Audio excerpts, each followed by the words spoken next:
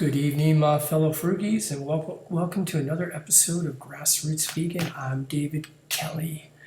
So this evening, first of all, I'm going to try to talk to you without moving my hands because I like to express myself. I'm like an Italian. When I talk, I like to move my hands. I'm not Italian. I'm a Heinz 57, but tonight I'm going to try to keep my hands on the table and talk to you without lifting them up. So tonight I would like to talk about money. Oh man, yeah.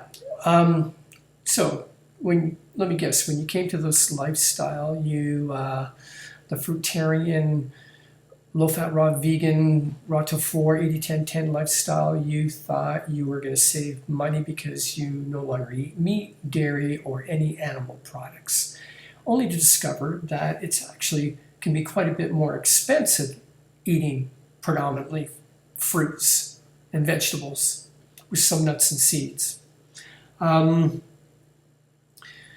you may have reached a point now where it's becoming really stressful and you're beginning to doubt whether it's even worth pursuing, even though you've experienced great health benefits from it. It's just the financial side is really dragging you down.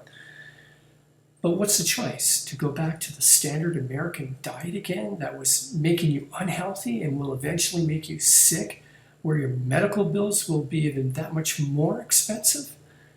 Of course not. So there's got to be a way of being able to follow the low-fat, raw vegan lifestyle, the 80-10-10 lifestyle, without being financially stressed. And I believe there is. But what we got to first look at is what could be even a greater problem. And that is, you may not have the control over your spending habits that you think you may have.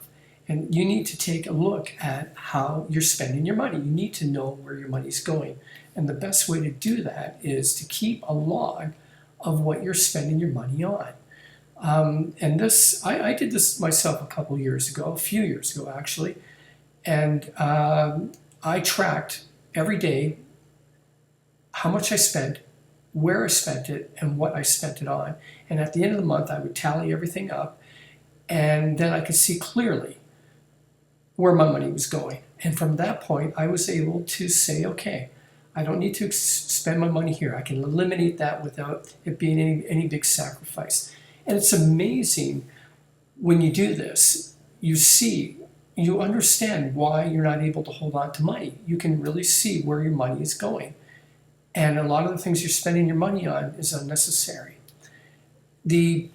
Probably I found personally where most of the money gets wasted away are on those little $2 purchases, those inexpensive purchases that they don't cause any pain in the moment.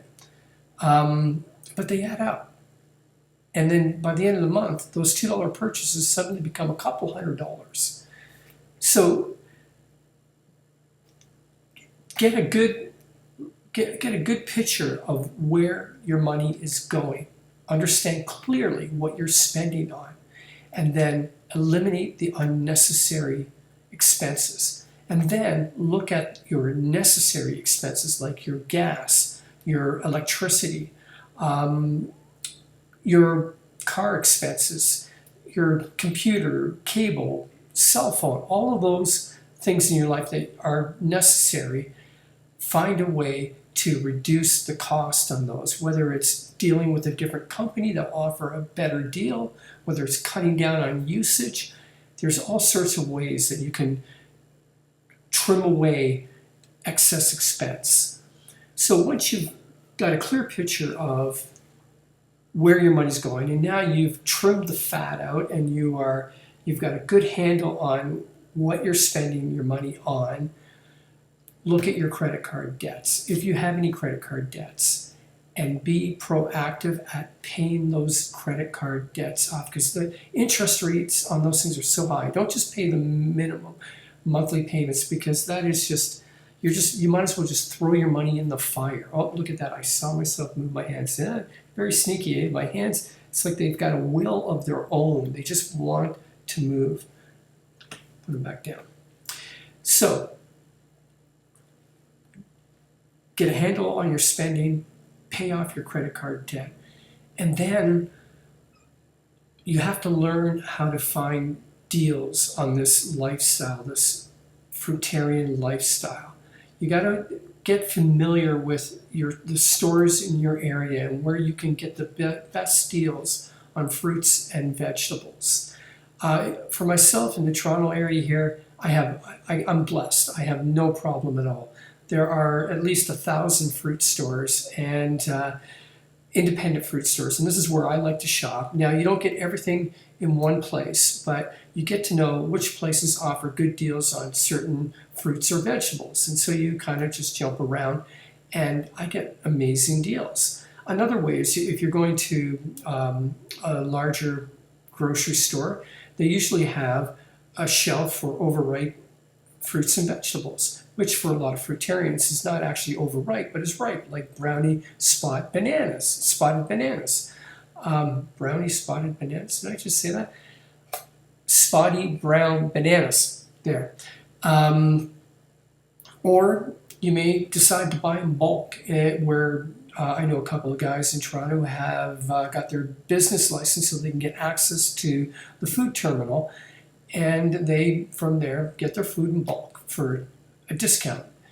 So there's many ways of approaching this lifestyle to get good deals, and it takes a little bit of homework and time, but hang in there and just get familiar with your area.